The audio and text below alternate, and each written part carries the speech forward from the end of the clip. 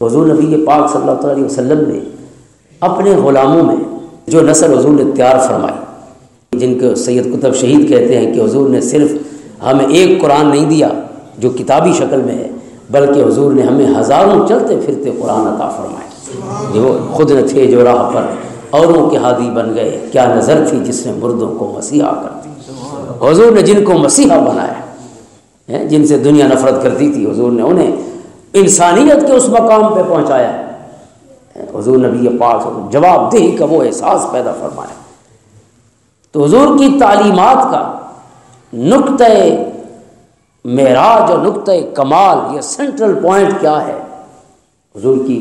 تبلیغ کا یا حضور کی تربیت کا، جو اپنے غلاموں کی تربیت فرمائی، اس کا نقطۂ کمال اور نقطۂ معراج دلوں میں اللہ کا خوف پیدا کرنا ہے، ضمیر کو بیدار کرنا۔ اب گناہ ہو جانا کوئی اچنبے کی بات نہیں، حضور کے زمانے میں بھی گناہ ہوتے رہے، حضور نے سزائیں بھی دی ہیں، حضور نے حد بھی جاری فرمائی ہے، لیکن کمال کی بات یہ ہے حضور نے کسی کو بدکاری پر سزا دی ہے، کسی کو شراب پینے پر سزا دی ہے، مختلف دیگر جرائم ہوتے رہے جن کی قرآن نے حدیں مقرر فرمائی ہیں، تعزیر بھی حضور نے جاری فرمائی ہے۔ تو جو حدیں حضور نے جاری فرمائی، کمال کی بات یہ ہے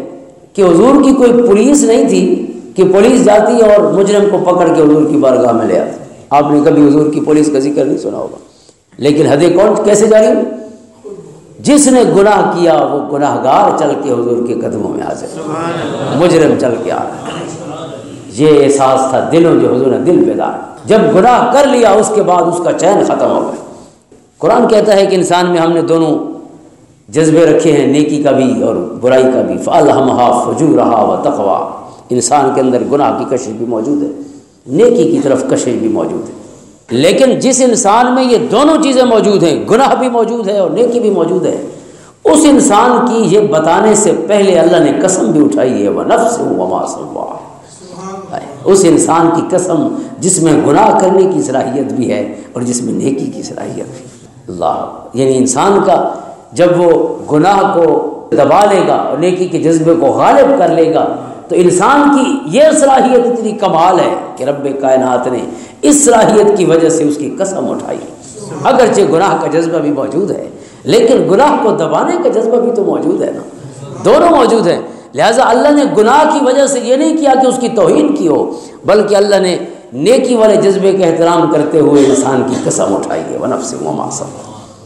حضور کی بارگاہ میں حضور کے غلام جس سے گناہ ہو جاتا ہے چل کے حضور کی خدمت میں آتے ہیں اور اپنے گناہ کا اعتراف بھی کرتے ہیں اور خود عرض کرتے ہیں کہ حضور طاہرنی یا رسول اللہ، حضور میں نے گناہ کیا ہے، اللہ کے لیے اپنے غلام کو پاک فرما دیجیے۔ پاک کرنے کا مطلب حد جاری کرنا ہے، سزا دینا۔ حضرت ماعز اسلمی رضی اللہ تعالیٰ کا واقعہ آپ سب نے سنا ہوگا، مسلم شریف میں حضرت بریدہ سے مروی ہے رضی اللہ تعالیٰ عنہ۔ حضرت بریدہ فرماتے ہیں کہ حضرت ماعز اسلمی رضی اللہ عنہ حضور کی خدمت میں حاضر ہوئے، عرض کی انی قد زنیت یا رسول اللہ وارید ان تطہرنی۔ حضور صلی اللہ علیہ وسلم، حضور مجھ سے گناہ ہو گیا ہے، بدکاری ہو گئی ہے، اب کرم فرمائیے، آپ کی خدمت میں حاضر ہوا ہوں کہ آپ مہربانی فرمائیں مجھے پاک فرما دیں، ان تطہرنی۔ اب بدکاری کی سزا کیا ہے؟ سنگسار، رجم، سنگسار کرنا ہے، سٹون ٹو ڈیتھ، یعنی پتھر مار مار کے مار دینا۔ اب یہ موت دیکھیے کتنی دردناک اور کتنی پنچنگ موت ہے کہ ایک ایک پتھر آپ کی طرف چاروں طرف سے برس رہا ہو، ایک ایک پتھر کی ٹیسیں سہ سہ کے آپ مر جائیں۔ اتنی دردناک موت کے لیے مجرم خود چل کے حضور کی خدمت میں حاضر ہو، اور حضور کیا فرماتے ہیں؟ حضور نبی پاک صلی اللہ علیہ وسلم جب پہلی دفعہ اعتراف کرتے ہیں تو حضور چہرہ انور پھیر لیتے ہیں، اس کی بات کو سنا کر دیتے ہیں، وہ واپس چلا جاتا ہے، پھر دوبارہ حضور کی خدمت میں حاضر ہوتا ہے، پھر عرض کرتا ہے حضور میں نے عرض کیا تھا کہ مجھ سے گناہ ہوا ہے، کرم فرمائیے، مجھے اس گناہ کے میل کے ساتھ مجھ سے جیا نہیں جاتا، اور اپنے غلام کو پاک فرما دی۔ یہ اندر کے ضمیر کی حیات تھی، زندگی تھی۔ حضور پھر کہتے ہیں کہ نہیں آپ بھول رہے ہوں گے، آپ نے گناہ نہیں کیا ہو۔ عرض کرتا ہے میں نے گناہ کیا ہے، لیکن حضور نہیں مانتے، پھر حضور اس کو واپس کر دیتے ہیں۔ 4 مختلف محافل میں 4 مختلف دنوں میں حضور کی خدمت میں حاضر ہو، چونکہ 4 گواہ ہیں نا اس گناہ کے لیے، تو اعتراف بھی ایک کافی نہیں، اگر کسی شخص نے ایک دفعہ اعتراف کیا ہے تو اسلام کی اجازت نہیں اس پر حد جاری کرنے۔ حضور نے 4 دفعہ اعتراف کے بعد حد جاری فرمائی۔ جب حد جاری ہو گئی، حضرت ماعز اسلمی فوت ہو گئے، کسی شخص نے ان کے خلاف کوئی کلمہ کہا، چونکہ ہمارا تو ویسے بھی عادت ہے گناہ گاروں سے نفرت کرتے ہیں، گناہوں سے نفرت نہیں کرتے۔ اگر گناہوں سے نفرت ہوتی تو وہ گناہ خود تو نہ کرتے، تنہائی میں وہ گناہ کئی دفعہ خود کر چکے ہیں، کسی اور نے کیا ہے تو پھر ہم نے اس کا ڈھنڈورا پیٹنا شروع کر دیا، اس بندے سے نفرت، اس کے خلاف گفتگو، اس کے خلاف نعرے، جبکہ وہی گناہ ہم کئی دفعہ خود اپنی تنہائی میں کر چکے ہوتے ہیں۔